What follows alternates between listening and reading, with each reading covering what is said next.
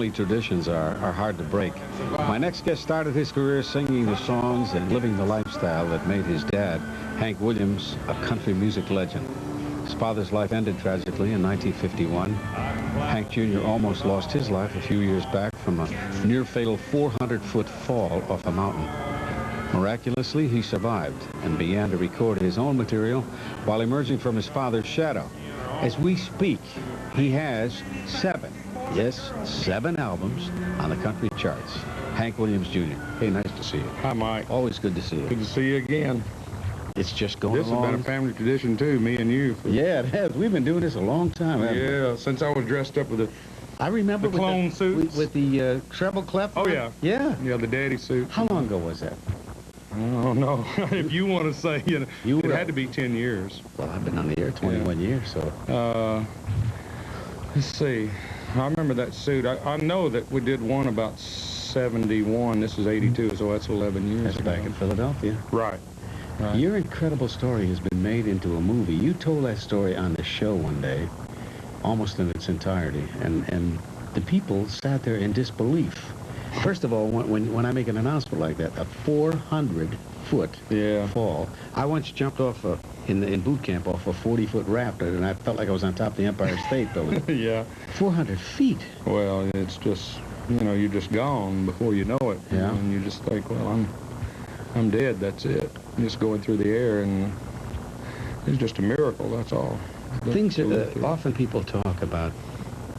People who jump off of buildings, and they say things like they had heart failure before. They never felt any impact because they had heart failure before they hit the ground. Yeah. Did you pass out while you were No, I never passed out any of the whole time. I nearly had heart failure, yeah. But you had going through the air. Going through the air? Yeah, they said that's why I lived, because I never passed out from then to the helicopter ride, to the airplane, to the hospital, to the table, And, you were somewhere in Utah when this happened? Montana. Montana? Montana, on the Idaho-Montana border. About 8,000 foot up, a place called Ajax Mountain. And anyway. Well, how did it happen? I mean... Well, we'd been at the top, and we were descending, and I went down a snowfield and slide rock, which is a mini avalanche, and down you go like jumping in a chimney in a house. Man. And it was bad news then. What was the most difficult part of your comeback? I know you went through extensive surgery. Everything in your face was... Your looks. Yeah. Learning to talk over. Looks and talking over. That's the main thing. I want to tell you, they did a remarkable job on you. Yeah, it looked a little better than what I saw. How many operations? Series of 8. 8 different ones. And it didn't impair your eyesight or anything? No. Real lucky. I was told that you weren't exactly choked up, as they say, about Richard Thomas portraying you in this story. That's an interesting story about when he called. Well, he called me, and I hate to say it, but Richard Thomas didn't mean anything to me. And like this guy said, he's worried about the water temperature in Kentucky Lake and the mast crop down in the woods, And anyway, this guy called. I'm watching Purdue and Notre Dame, and I got a nice bet on this game. And, oh, God, go Mark Herman, So he said, blah, blah, blah, the movie's great, the script is great, we're excited. And I said, hey, I'm a 31-year-old hillbilly. I'm excited, too, that you're making a movie. I said, I love everything except this guy, John Boy. He can never cut it. And it was him on the phone. It was him on the other end of the phone. So what did he say? I know him quite well. This is me.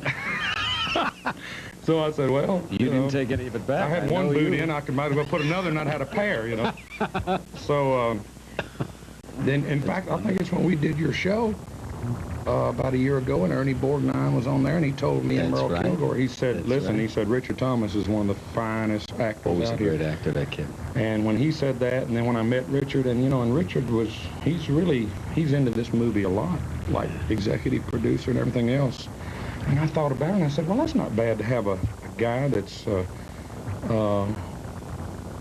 actor that's known the world over playing my part. And I said, no, I think I like that a lot, And, I don't know why I was so against it, just because of the physical differences, but that's what the word actor means. That's the thing that I thought of immediately when they said Richard Thomas. He's not a very large person, and you're a good-sized guy, and...